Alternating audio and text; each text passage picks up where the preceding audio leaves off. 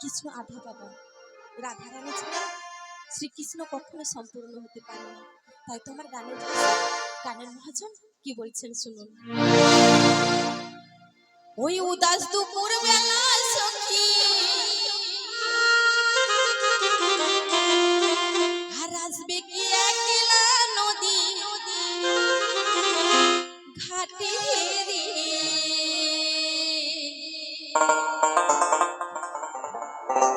ও কি দেখতে তোমায় মনে চাইছে।